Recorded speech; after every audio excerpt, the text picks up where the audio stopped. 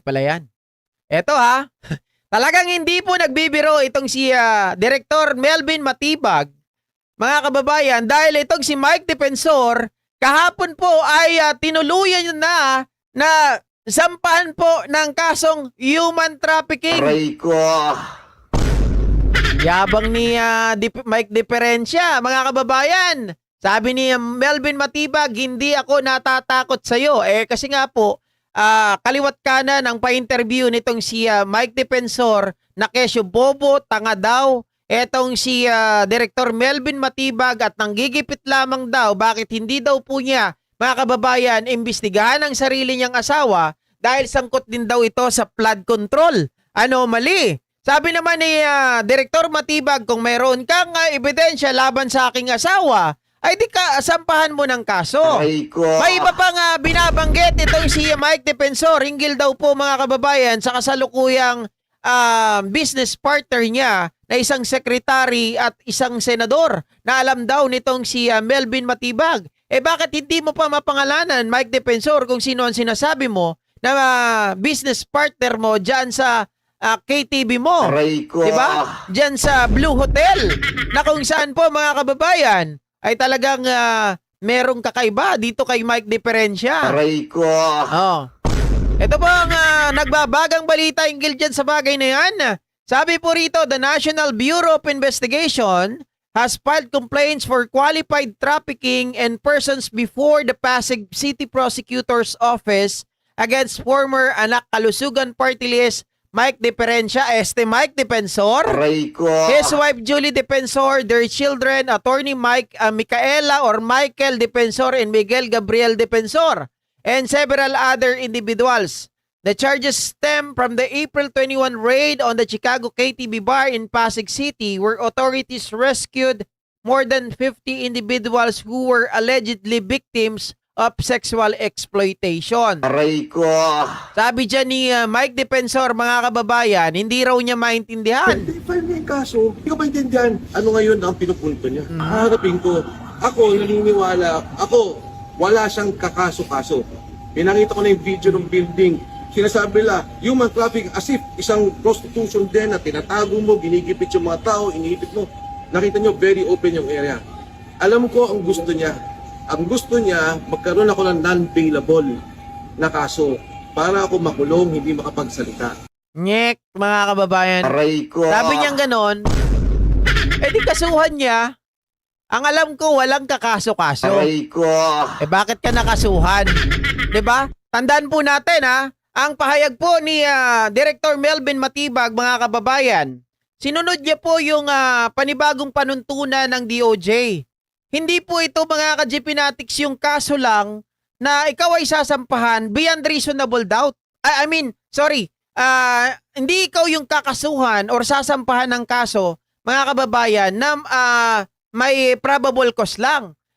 Ito po, ang kaso ni Mike Defensor, kaya po tumagal ng 2 buwan, mga kababayan, dahil talagang inasikaso, trinabaho ng NBI na ang kanila pong makikita dito ay merong reasonable or sabi nga more than reasonable certainty of conviction. So therefore, mga kababayan, kahit saan pong korte, kahit saan pong tingnan, kahit saan pong anggulo, mga kababayan, ay makikita mo talaga na merong kinalaman, meron pong nilabag na batas etong si Mike Defensor.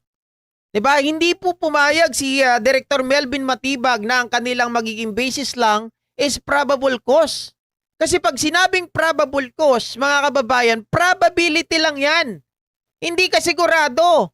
Mag-fishing expedition ka pa kapag nakarating sa korte. Pero kapag sinabing more than reasonable certainty of conviction, ibig sabihin, more than enough yung mga ebidensya laban kay Mike Defensor. 'Di ba? Ibig sabihin, katiwa-tiwala, mga kababayan, na talagang meron kalalagyan, na merong pupuntahan at makukulong itong si Mike Defensor. Hindi basta kaso na pagdating ng panahon, mga kababayan, ang gaya ng ginawa kay Laila de Lima na gawa-gawang kaso na ngayon nga po ay dismiss na ang mga kaso ni de Lima. 'Di ba? Dahil alam natin gawa-gawang kaso lang 'yon at probable cause lang 'yung naging kanilang basis. Dito po ay more than reasonable certainty of conviction. Ibig sabihin siguradong sigurado si Melvin Matibag doon sa kanilang nakalap, mga kababayan. At alam naman natin si Mike Diferencia mismo ang talagang sumasablay sa kanyang mga pahayag.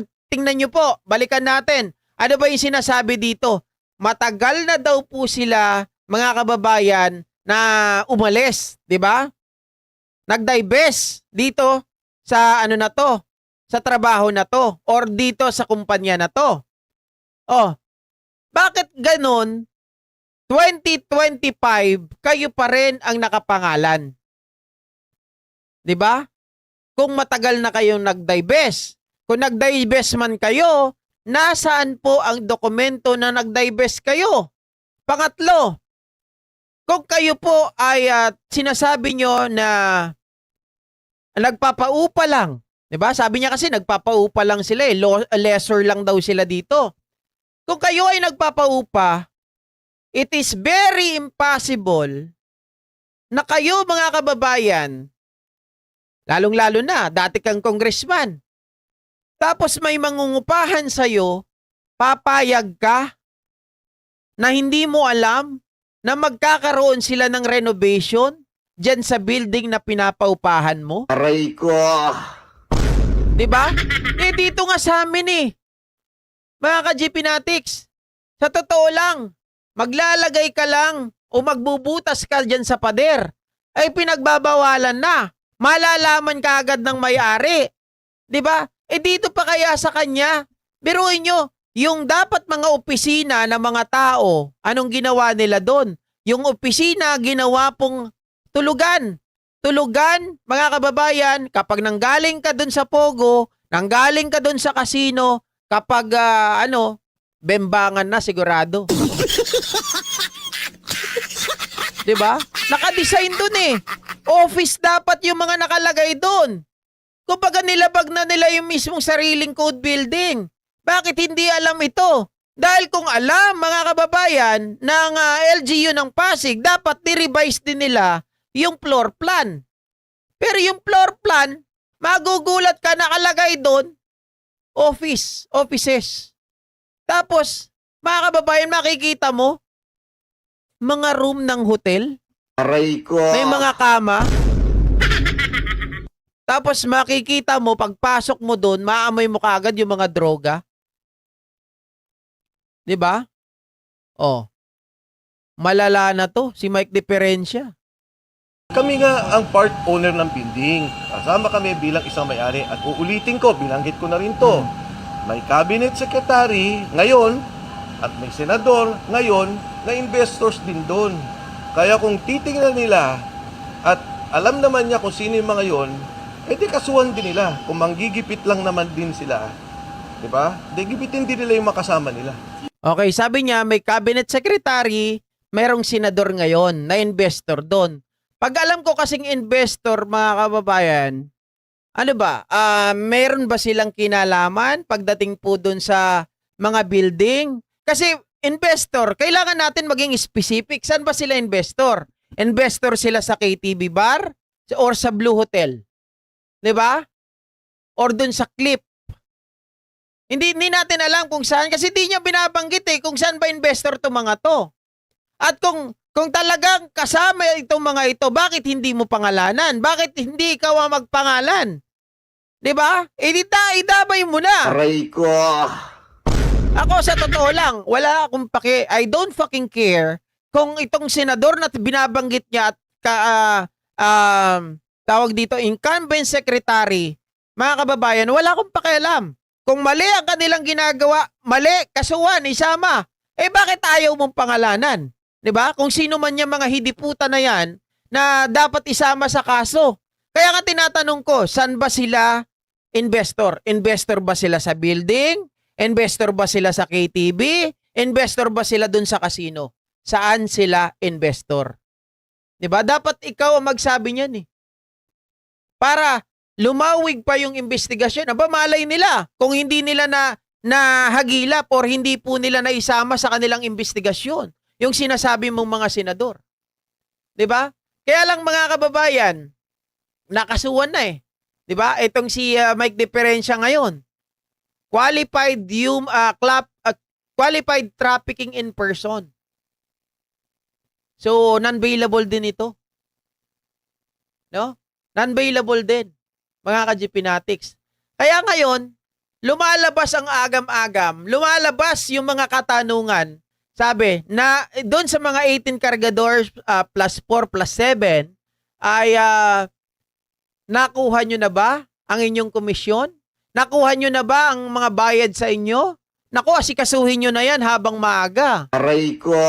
Dahil, mga ka-GPnatics, mukhang ipag-uutos na rin ngayon dahil ayon nga dito kay Jesus Palsis, sa mga lumalabas na mga balita, mukhang yung asset, mga kababayan, ni Mike Diferencia, ipapapris na rin. Aray ko.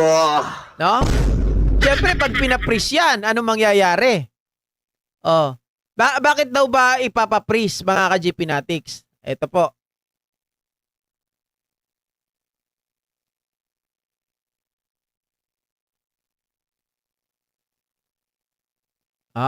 Sabi kasi dito, kung umiyak na si DDS Mike Defensor ngayon pa lang sa balita nakakasuhan siya ng NBI ng human trafficking cases, mas iiyak pa daw siya pag lumabas ng AMLA cases at freeze order sa assets niya at ng Pax Libera Mining.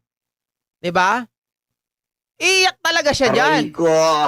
At syempre, pag na-freeze na yung mga mayroon ng freeze order para i-freeze yung kanyang mga asset, yung mga kababayan, hindi na siya ngayon makakapag-donate. 'Di ba? Hindi na siya ngayon, hindi niya na masusuportahan ang 18 kargador. Aray ko. Alam naman natin kahit di naman sila umamin siya ang talagang siya talaga po ang financier. Isa or major financier, 'di ba? Ng 18 kargador. Nakita naman natin sila umamin siya na siya talaga yung nag-aasikaso. Maging yung mga pagdinig, siya din po ang nag-aasikaso niyan. Si Marcoleta rin na nagsabi, si Topacio rin na nagsabi na talagang ang umahawak sa kanila ay itong si Mike Diferencia. 'Di ba? Kaya pag nagkataon mga kababayan, sabi nga ni Trillanes, sigurado ako kapag nakulong yung handler nila, magsasalita ang mga ito. 'Di ba? Yan din ang sinabi mga kababayan ni Congressman Alvarez, 'di ba? Kasama ko yung mga yan dati. Walang-wala na yan. Lalong-lalo na yung mga discharge. At syempre, kaya yan sila pumapatol dahil wala yan silang pera. Pero kapag wala na yan natatanggap at hindi nila nakuha yung gusto nila, sigurado magsasalita yung mga yan. Aray ko. Kapag investor, financier din yan or may partnership sila. Kaya nga Sir Leo, sabi ko kanina, I don't fucking care kung halimbawa mga kababayan, may kasalanan din to mga business partner niya na to, mga investor na to. Di ba pangalanan niya para maimbestigahan. Ba't ayaw niyang pangalanan? Aray ko. Di naman siguro manghuhula itong si Director Melvin Matibag. Di ba? May possibility kasi na may layer yan, hindi nila nakita kung sino yung mga investor. Di ba? Mas maganda kung manggaling sa bibig niya, imbestigahan ng NBI.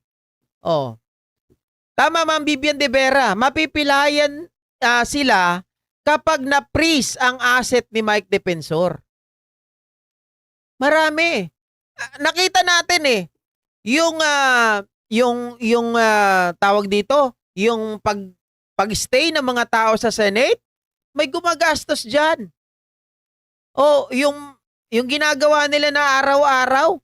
Kasi sabi ko, pag pangkaraniwang tao ka, hindi ka naman mayaman. Nakita naman natin mga itsura ng mga tao doon, hindi naman mayayaman 'Di ba?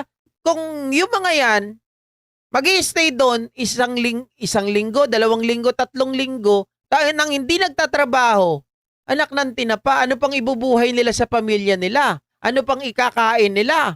'Di ba? Sa makatawid, kumikita ng pera yung mga yan, may nagbabayad sa kanila. Kasi kung ako, hindi ako papayag na mag-i-stay ako doon umaga, araw, gabi. 'Di ba? Wala, sabi pa nila, umaga, araw, gabi, walang panty. Hindi, mali yun. Oh. Aray ko. 'Di ba? Umaga, tanghali, gabi, doon na, mukhang doon pa sila, dumudumi. Sipin nyo na lang yun. Kung wala nagpipinan sa kanila, yung mga rally-rally na yan, wala bang nagpipinan sa kanila? Sila lang ba ang nagpipinan sa sarili nila? Napaka-imposible niyan. Aray ko. Ang tao ngayon, hindi yan kikilos ng walang kapalit na pera. Ang tao ngayon, mga kababayan, okay lang kung sa isang araw, sabihin natin yan talaga ay voluntary. 'Di ba? Isa, dalawang araw, voluntary, pwede yan. Pero yung isang linggo, 2 linggo, 3 linggo, umabot pa ata ng 1 buwan eh. Kung ilang araw si Alan Peter Cayetano doon mula May 11 hanggang nung siya po ay natanggal, 'di ba? Nandun sila eh. Aray ko. Nung na-formalize na si Win Gatchalian bilang Senate President, doon lang sila nag-aalisan.